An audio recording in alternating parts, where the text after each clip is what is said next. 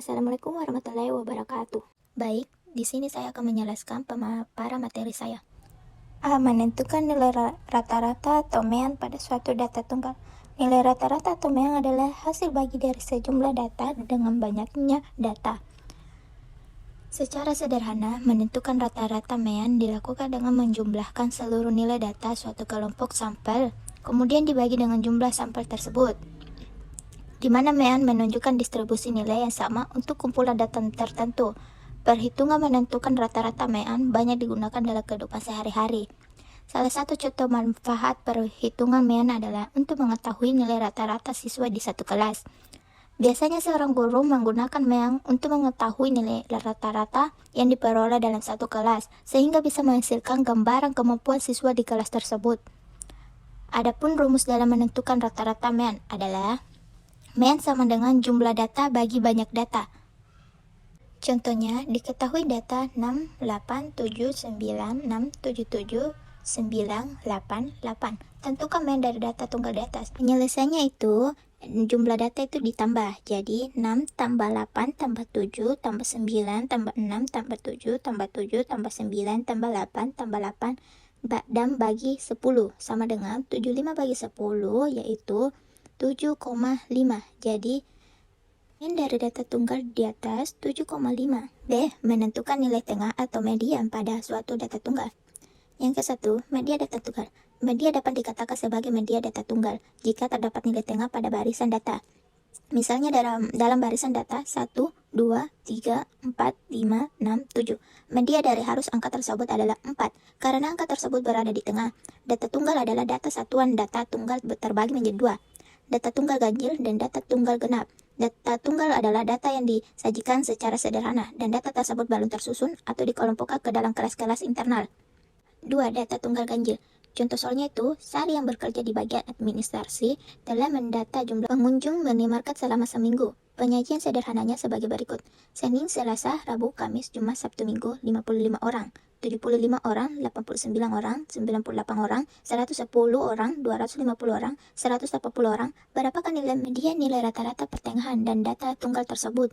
Penyelesaiannya itu, soal ini merupakan contoh soal data ganjil yang meminta nilai median. Data ganjil karena distribusi frekuensinya ada 7, sesuai jumlah hari dalam seminggu. Langkah pertama, urutkan dulu data tersebut dan nilai terkecil hingga terbesar sehingga menjadi 55, 75, 89, 98, 110, 180, 250. Langkah kedua, menghitung banyaknya jumlah data n dengan frekuensi tiap angka yang hanya 1, maka total data sebanyak 7.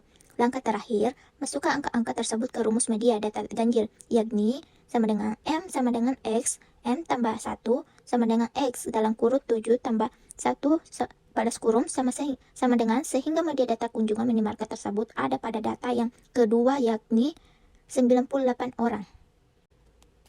C. Menentukan nilai yang paling sering muncul atau modus pada suatu data tunggal. Modus pada data tunggal dapat dihitung dengan mencari nilai yang paling sering muncul atau memiliki frekuensi terbanyak dalam kumpulan data. Berikut langkah-langkah cara mencari modus data tunggal. Yang ke-1, urutkan data dari yang terkecil hingga yang terbesar. Kedua, hitung frekuensi kemunculan setiap nilai dalam data. Frekuensi kemunculan adalah jumlah kali suatu nilai muncul dalam kumpulan data. Ketiga, identifikasi nilai atau nilai-nilai yang memiliki frekuensi kemunculan tertinggi. Nilai atau nilai-nilai ini adalah modus pada kumpulan Daftre. 4. Jika terdapat lebih dari satu nilai yang memiliki frekuensi kemunculan tertinggi, maka kumpulan data tersebut memiliki lebih dari satu modus. Misalnya pada kumpulan data 2, 3, 4, 4, 5, 5, 6, 6. Terdapat dua nilai dengan frekuensi kemunculan tertinggi, yaitu 4 dan 5. Oleh karena itu, kumpulan data tersebut memiliki dua modus, yaitu 4 dan 5.